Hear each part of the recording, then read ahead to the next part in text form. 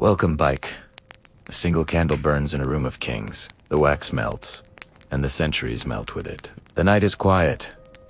The museum sleeps. Beyond the great oak, doors and silent marble steps, the world outside has vanished into rain and shadow. Inside, time has stopped. You stand within the heart of a modern castle, a fortress, not of power, bath of memory. Its halls stretch endlessly, lined with stone and glass, where the air itself feels ancient. Each footstep echoes softly, a whisper rolling along the vaulted ceilings, as if the floor remembers others who once walked here in robes and crowns. Candlelight trembles on the walls, tracing the faces of kings and queens suspended in oil and canvas. Their eyes follow you gently through the gloom. Painted jewels glimmer. The sheen of silk seems almost to breathe. The air hums faintly alive, filled with dust motes, dancing like tiny planets in the glow.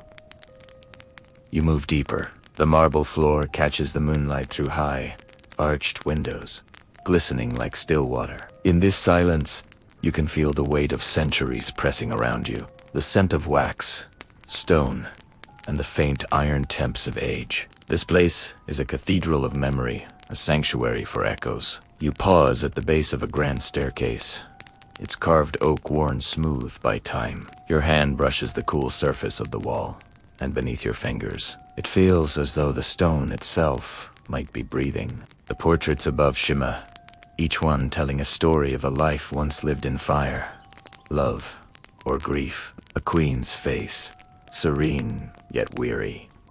A king's, triumphant but lonely. You reach the central hall, vast and circular.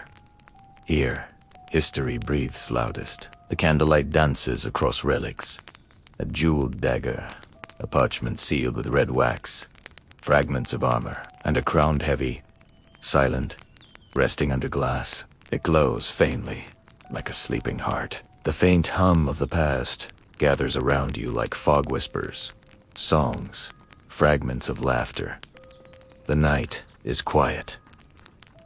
The museum sleeps, but in these halls, the past still breathes. You walk through echoes of 1,000 years, where kings ruled, queens wept, and empires rose like morning mist. Each crown whispers its memory into the dark. Tonight, traveler of time, we journey backward, beyond the paintings, beyond the silence, beyond the marble and the myths. Before the noise of cities, before empires and nations, there was only the dream of unity and a man who would be king. The first kings did not wear gold. They wore hunger, courage, and the weight of survival. In the beginning, power was not a throne. It was a promise to protect, to lead, to bind the tribes of Earth together beneath a single dream. This, then, is where our story begins. At the edge of dawn, where myth becomes memory and memory becomes history. And so, dear traveler, before we step into the noise of the world, let us listen one last time to the heartbeat of the past. The year is 870. Across the wild heart of England, the wind carries the smell of rain and wood smoke. The hills breathe mist, soft and endless, rolling like waves of a green ocean. Villages sleep beneath the fog, wooden huts crouched close together, their fires dim. Before England was a name, it was a feeling, a patchwork of earth, of tribe, of blood and belief. Men called themselves Saxons, Angles, or Jutes. They spoke in rough voices, their words thick with the sound of the soil. They built with their hands and prayed with their hearts, unsure which god still listened. The old once the gods of oak and thunder lingered in their songs, but a new faith had taken root, fragile and glowing, like a single candle in an endless cave. The monks called it hope. Each day was the same. The tilling, the mending, the prayers whispered before sleep. Every night, they sat by the fire and told the stories that kept them whole.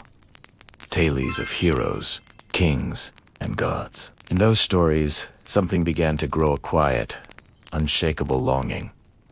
The dream of a single land, a single people, a single voice to guide them. But dreams are fragile. Beyond the forests, danger moved like a shadow. Across the gray waters of the North Sea, sails rose white as bone, sharp as teeth. The Danes had come again, hungry for land, for gold, for blood. They came with axes and fire, their ships gliding through the mist like ghosts, and wherever they landed, the earth burned. In Tosa days there was no England-only pieces. Wessex, Mercia, Northumbria, Kent. Brothers who had forgotten their kinship. But in the south, in a small kingdom still standing, one man began to listen to the silence between battles. His name was Alfred. Not yet the great. Just a man thin, tired, and too wise for his years. When Alfred became king, the land was already dying. The Danes controlled half the island. His armies were broken. His people fled to the woods. They say he hid in the Marches, a king without a crown, a warrior without an army. He sat by the fire, alone but not defeated. He read. He prayed. He planned. He waited. And then, from that quiet place, something began to stir. A thought, small as an ember. Strength was not only the sword. Victory was not only conquest. To save a kingdom, one must first teach it to endure. So Alfred rose again. He gathered men from farms and monasteries, fishermen and shepherds. He spoke to them not of glory, but of home, of their wives, their fields, their children. And they followed him not because he promised riches, but because he gave them purpose. When the Danes came south once more, Alfred met them in the fields near Edington. The sky hung low, heavy with rain. The mud clung to every boot, every blade. The first horn sounded. A second followed. Then the storm broke. Steel met wood, and the earth shook. The Danes roared, pressing forward with fury. But Alfred's line held inch by inch, breath by breath. They fought not for power, but for the right to exist. And when the last of the enemy broke and fled, the rain fell in silence, washing the blood from the fields. They had survived, and sometimes that is enough to change the world. In the days that followed, Alfred did something few kings would dare. He did not slaughter the defeated, he offered peace. The Danish leader, Guthrum, was baptized. Land was divided, a line was drawn, a fragile border between war and understanding. And for the first time in memory, England exhaled. In the halls of Wessex, Alfred walked among scribes and builders. He spoke of schools for children, of books written in English, of laws that all could read. He believed a king must be both shepherd and sword, that wisdom, not fear, must guide the crown. He gathered scholars who carried knowledge like a flame in the dark. Together, they copied texts and wrote laws in a language the people could understand. He mended what war had broken. He planted seeds he would never see bloom. He built not walls, but memory. In the evenings, when the king walked alone, he would sometimes stare into the flames of the great hearth. He thought of the years before of exile, of hunger, of faith lost and found. He thought of his children, and the world they might one day inherit, a world bound by words instead of war. And his millet, because in that flickering firelight, he could almost see it, the shape of a nation yet unborn. A place where England would mean not power, but belonging. The dream of a kingdom breathed its first soft breath. It came with endurance.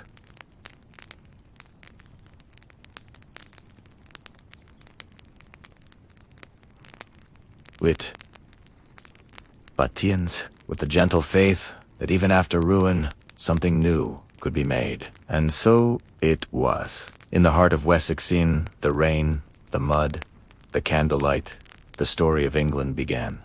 After Alfred the Great, the dream of a united England didn't die.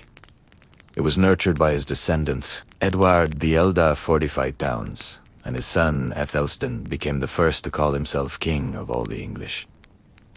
He wasn't just a warrior. He was a scholar king who gathered lords and bishops to write laws, stitching the realm together not just with swords, but with a shared sense of identity. England was taking shape, its people bound by a common belonging. But peace was fragile. The Danes still haunted the coasts, their longships slicing through the sea mist. Villages burned, But this time, the invaders met a people with deep roots, a people who would not bend so easily. By the mid-10th century, the kingdom stood proud, its cathedrals reaching for the heavens. Yet across the channel, a new storm was brewing, one of ambition and envy. The last of Alfred's line, Edward the Confessor, was more saint than king. His reign was quiet and holy, but beneath the calm, the kingdom trembled. Across the water, William, Duke of Normandy, a man of iron will, believed England's crown was promised to him. But in England, another man was rising. Harold God. He was a fierce Saxon noble, loyal to his land and loved by his people. When King Edward died in the cold of January 1066, Harold was crowned the very next day. The news struck William like a betrayal, and the march of fate began. That fateful year, England faced two invasions. First, from the north, came the fierce Viking king, Harold Hardrada. Harold Godwinson raced his army north and crushed the invaders at the Battle of Stamford Bridge, ending the Viking dream of England forever. But as the smoke cleared, word came. William had landed in the south. The Normans were here. Weary and wounded, Harold's army marched the length of the country to face this final test. On October 14th, 1066, at Hastings, the two worlds collided. The Saxon shield wall stood firm for hours, a testament to their courage. Harold fought among them, a king defending his home. But a single arrow, fired high into the air, found its mark. Harold fell, and with him, Anglo-Saxon England. William the Conqueror became king, and England changed forever. The language, the laws, the Lord's soul were replaced, but the soul of the people, their stories, and their stubborn hope could not be conquered. Over time, Saxon and Norman blood and language mingled, forging a new, stronger England. The story of this land isn't just one of conquests, but of endurance. It began with Alfred's vision of belief that knowledge could build what swords could only break. And that dream, that quiet heartbeat of a kingdom, still echoes through time. Imagine a gray, hollow morning on England's southern shore. Mist clings to the hills like a memory, and the sea whispers low and cold. Beneath this pale sky, two armies stand in armor, their breath rising in the chill air. It is October 1066, a year that will forever be etched in history. Across the field at Hastings, two lines of men face one another. One is defending a kingdom, the other is determined to claim it. Harold Godwinson, the Saxon king, stands among his elite Huscarls, the great shield wall of England at his back. His crown is new, his reign tested almost immediately by an invasion in the north, which he has just repelled. Now, exhausted but resolute, he faces a second storm. Opposite, Duke William of Normandy sits astride his war-horse, his armor gleaming faintly, his banner, bearing a cross, blessed by the Pope, snaps in the wind. He is a man of unyielding will, and he has crossed the channel to take what he believes is his by right. The horns sound. The first volley of arrows flies. What follows is not glorious battle, but the terrifying thunder of history being forged in blood and iron. The Norman cavalry charges, crashing against the English shield wall like waves against a cliff. Again and again they strike, but the Saxons hold firm. The mud turns red. 4 hours. Neither side yields. Then, a rumor spreads like wildfire. William has fallen. The Norman lines waver, but in a pivotal moment, the Duke rips off his helmet, shouting to his men that he still lives. His army rallies with renewed ferocity. As the sun sinks low, a single, fateful arrow arcs through the air. It finds its mark in the Saxon king. When Harold falls, the legendary shield wall finally breaks. By nightfall, the field is quiet, littered with the broken bodies of men who saw the dawn but not the dusk. An old England has fallen, not with ceremony, but with sheer exhaustion. And from its silence, a new one begins to rise. On Christmas Day, in Westminster Abbey, William is crowned King of England. While Latin hymns echo through the great stone church, the city outside trembles with a mix of reverence and fear. The people will call him the Conqueror, but for William, his mission is about one thing: order. He begins to build. Gray stone fortresses, castles rise across the landscape. Monuments to control, the Tower of London, Windsor. Durham, each one a stone anchor pinning the new kingdom in place. The old Saxon lords are replaced, the laws are rewritten, and even the language begins to change, as Norman French blends with Old English. Yet, in this forced mingling, something new is born. In marketplaces and fields, a hybrid language takes root.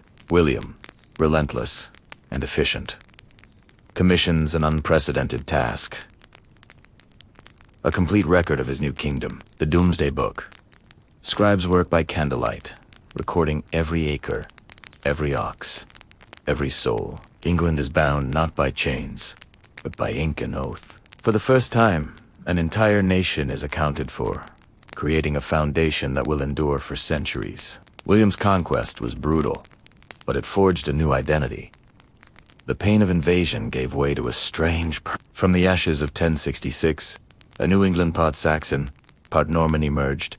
Its language, laws, and landscape forever changed. The shadow of the conqueror would stretch across the centuries. But the land, this quiet, ancient land, held it all, slowly making itself whole again. The years that followed the conquest drifted like mist through stone corridors. The thunder of war gave way to the quiet rhythm of work, the slow heartbeat of a kingdom rebuilding itself from within.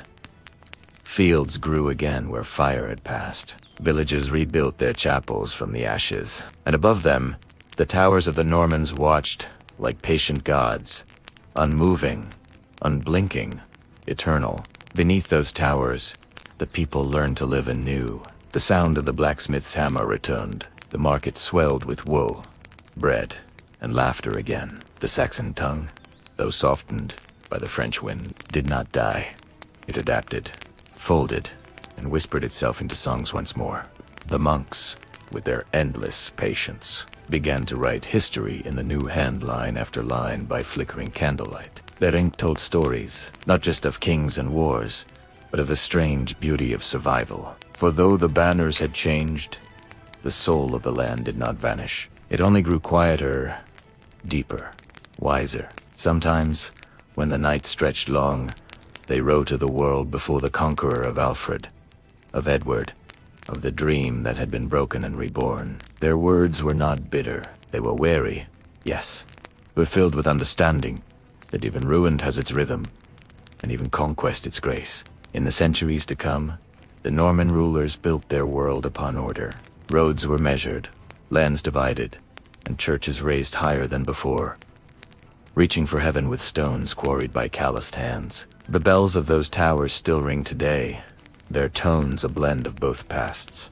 The Saxon wood and the Norman stone, fused into one voice that speaks across time. The castles that had once been symbols of fear became the backbone of civilization. Within their cold walls, those were made scrolls sealed, children taught to read, and nobles to dream. The same fortresses that had silenced a people now sheltered the beginnings of what we now call England. And in the quiet between centuries, something miraculous happened. The conqueror's French became the court's speech. The conquered's English became the people's breath. And together, word by word, they forged the tongue we speak now, rich, strange, and endlessly alive. It was in that mixture that the English spirit took its form, not pure, not proud, but human.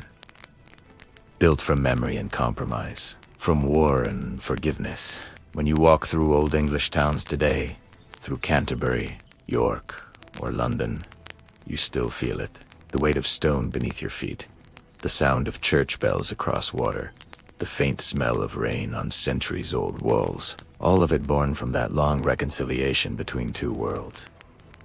The Doomsday Book, commissioned by William, was more than just a survey. It was the heartbeat of a new empire in ink. Every cottage, every plow, every life accounted for. It was the moment England looked inward and realized it was whole. The Norman kings came and went. William's sons quarreled bitterly. Yet through their chaos, the idea of kingship itself changed. The king was no longer just a conqueror. He became a guardian, a lawgiver, a symbol. From that foundation rose cathedrals, Winchester, Ely, Lincoln, their vaults so high they seemed to hold the weight of heaven. Builders worked their entire lives on walls they would never see finished, carving angels whose faces they'd never touch again. In the glow of the setting sun, those stones still breathe with the quiet faith of men who built eternity from patience. Time moved forward, not in leaps, but in slow turns of the wheel. The Norman yoke loosened into partnership. The descendants of conquerors married the daughters of the conquered. Bloodlines blended, stories merged, and children grew up not knowing which side of history their ancestors had stood upon. They were simply English, not Saxon, not Norman, but something new. That, perhaps, is the quiet truth of every conquest. That, in time, victory, and defeat dissolve into belonging. The kingdom that had once been ruled by the sword now thrived upon the words spoken, written, and remembered. Even the wind that once carried war horns now carried church bells, and the murmur of travelers on dusty roads. The Norman century, though born in conquest, ended in creation. From the blood and ash of 1066 rose a language, a law, and a legacy that would stretch far beyond its island shores. If you listen closely even now in the quiet hours before dawn, you can still hear it. The echo of boots on mud, the clang of armor fading into the distance, the soft murmur of monks turning pages in candlelight. The past never truly sleeps. It lingers, gentle and patient, in the breath of the wind and the hum of the rain. The story of 1066 was not merely about victory or loss. It was about transformation, about a land that refused to stay divided, about people who built beauty from ruin and found harmony in the ashes of chaos.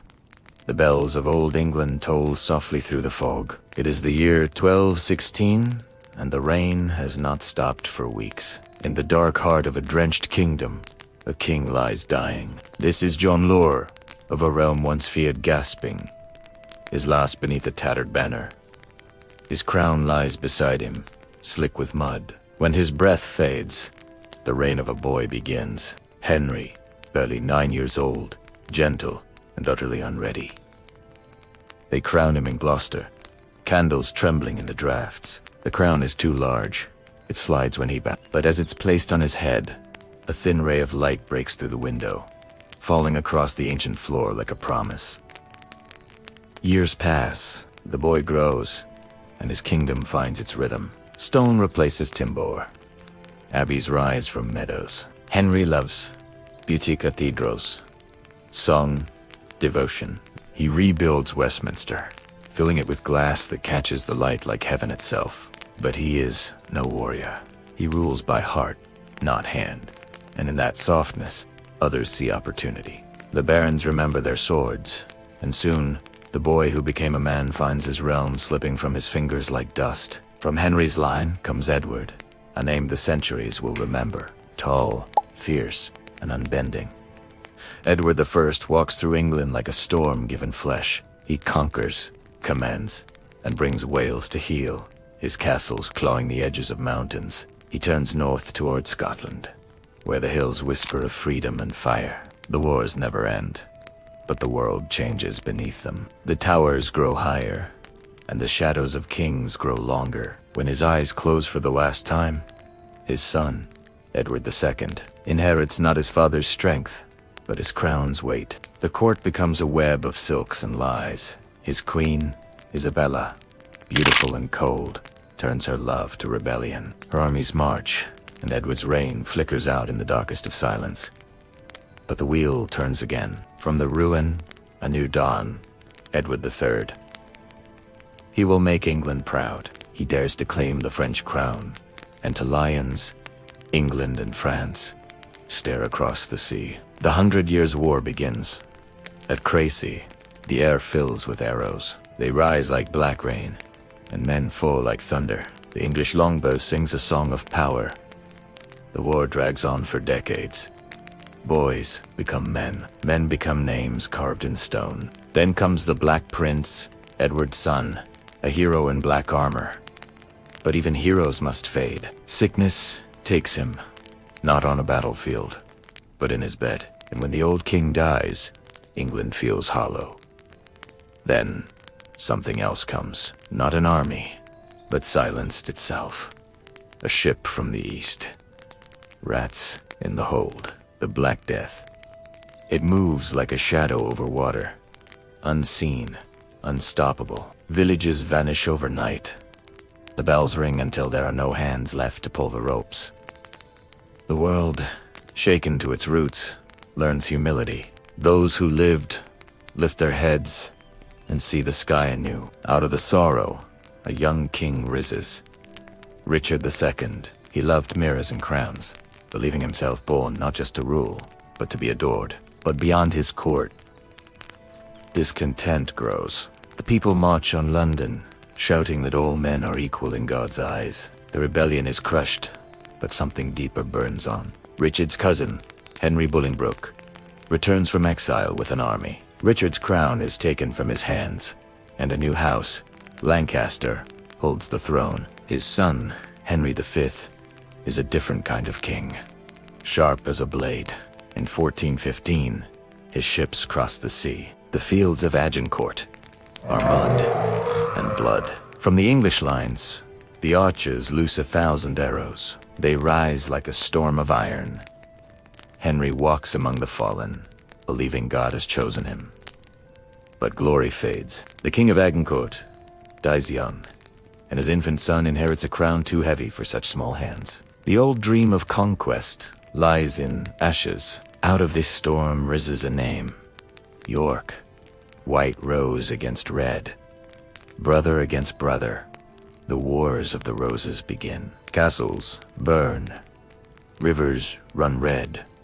England turns upon itself. When the dust settles at Bosworth Field, the red rose stands. Henry Tudor, calm and resolute, rides through the silence. The battle is over.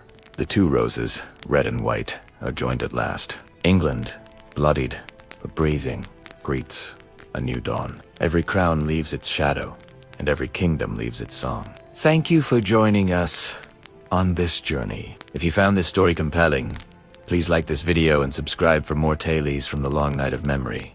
The soft morning light had only just broken over Bosworth Field, but with it, the long, dark night of the roses finally came to an end. A gentle mist coiled across the damp grass where men had fallen, and in the profound hush that follows a battle, a new dawn began to breathe.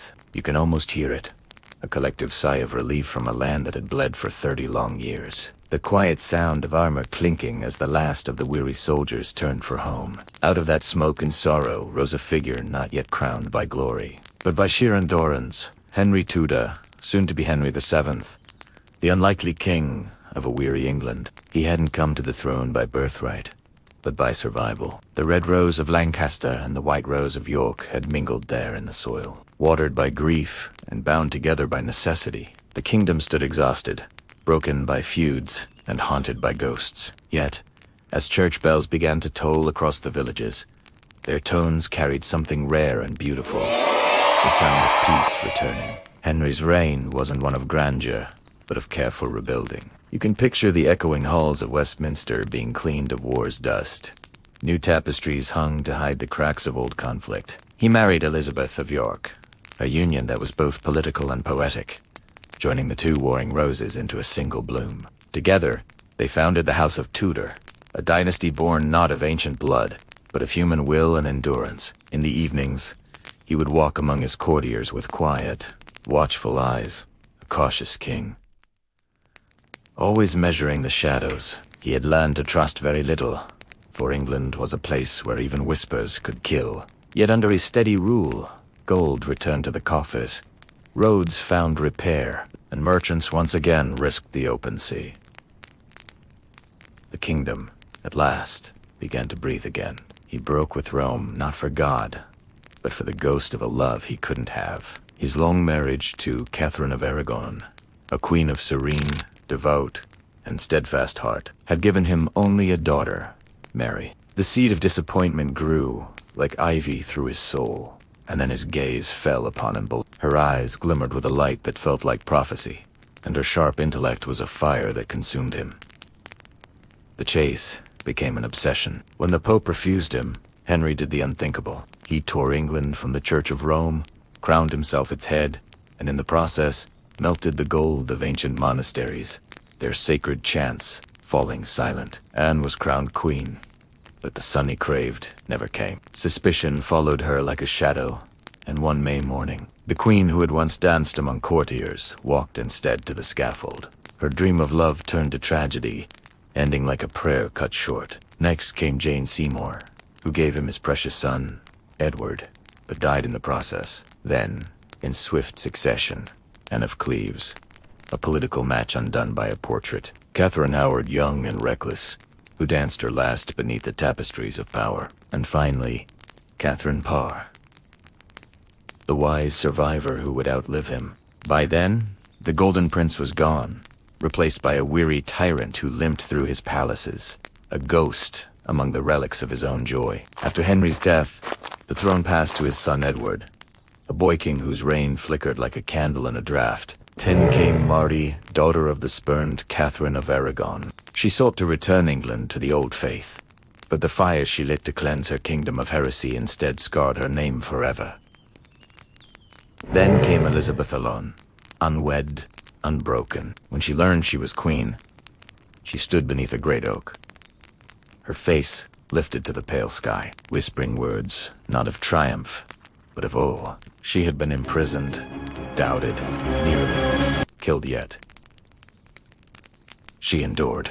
Her reign began not with war, but with balance, crafting peace from understanding. In her court, the Renaissance reached its English bloom. Poets wove dreams into verse, and explorers unfurled maps that stretched the imagination to new worlds. She never married, declaring herself wedded to England. It was this grace, not just power, that made her immortal. When the Spanish Armada came like a storm, she stood among her soldiers, her voice steady. I have the body of a weak and feeble woman, but I have the heart and stomach of a king. The winds and waves themselves seemed to answer her courage. The Tudor flame burned out with her, but its embers still glowed, deep in the English soul. If you enjoyed this story, please consider liking and subscribing for more tales from history. The halls grow quiet now. The air is still, the echo soft, 1,000 years folding back into stone. The portraits shimmer faintly in the candlelight, and one by one, the faces of kings and queens fade into shadow. Their laughter lingers only as dust in the golden air. Andy Crown, that ancient circle of gold, rests once more in the dark. Silence, a long breath between centuries. For 1,000 years, it has passed from hand to hand, through fire and frost, through love and loss. It has seen empires rise from the ashes and watched them crumble back into silence. It has crossed oceans, toppled towers, and survived the trembling hands that tried to hold it too tightly. And tonight, it sleeps again. In the quiet heart of history, perhaps the crown was never about power at all. Perhaps it was always about endurance, the courage to stand when the world changes around you, and the grace to let go when your time has come. The candlelight flickers. Outside, the rain softens against the window panes. In the great halls of Windsor and Westminster, shadows stretch and sigh, and the ghosts of queens whisper lullabies through the marble corridors. The music of time slows. You can almost hear the heartbeat of the kingdom itself, steady, unbroken, even after all these centuries. And as the last candle burns low, the whispers of the past drift into dream. If you listen closely, you can still hear them. The laughter of queens, the vows of kings, and the soft promise that history never truly sleeps. Every stone remembers. Every crown still hums with memory, and every quiet listener like you keeps the past alive, simply by letting it rest beside them for a while. So close your eyes now. Let the old world fade. The echoes are safe, the stories are home, and the long road through time finally grows still. If this journey helped you rest, if you found peace in these stories whispered through the dark, stay with us. There are more tales waiting in the quiet corners of history. Subscribe and let the past keep you company, one dream at a time. And as the final bell tolls, distant, low, eternal, a last whisper drifts through the candlelight. Good night, traveler of time. May your dreams be soft and your history eternal.